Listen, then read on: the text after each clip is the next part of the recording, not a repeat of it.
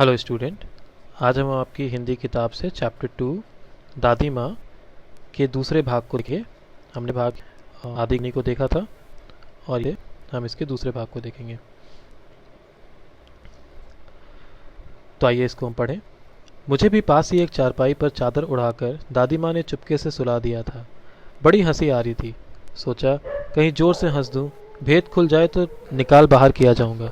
पर भाभी की बात पर हंसी रुक ना सकी और भांडा फोड़ हो गया। देबू की माँ ने चादर खींच ली। कहो दादी, यह कौन बच्चा सोया है? बेचारा रोता है शायद, दूध तो पिला दूं? हाथापाई शुरू हुई। दादी माँ बिगड़ी। लड़के से क्यों लगती है?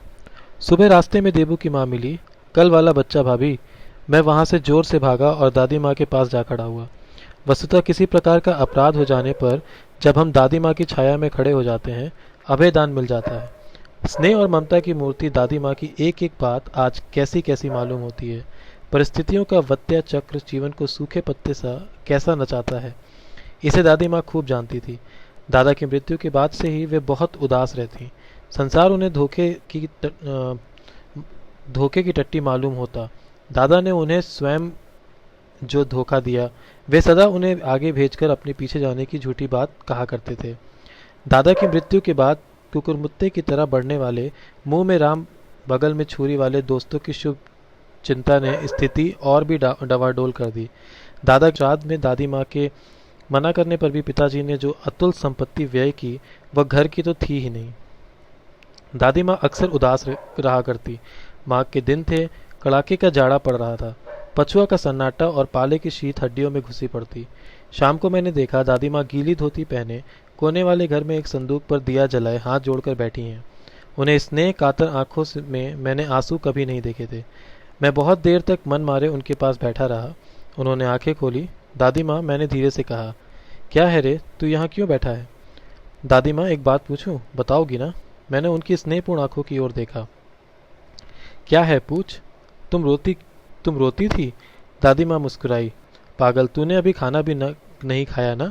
चल चल, धोती तो बदल लो दादी माँ, मैंने कहा।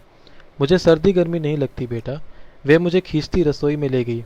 सुबह मैंने देखा चारपाई पर बैठे पिताजी और किशन भैया मन मारे कुछ सोच रहे हैं।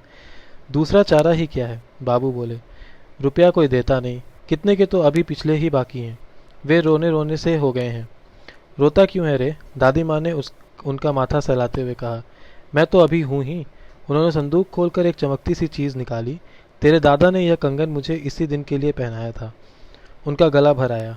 मैंने इसे पहना नहीं, इससे सहेज कर रखती आई हूँ। यह उनके वंश की निशानी है।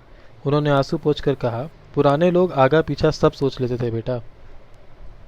सचमुच मुझे दादी माँ शाप भ्रष्ट देवी सी लगी। धुंधली छाया विलीन हो गई। मैंने देखा दिन काफी चढ़ाया है।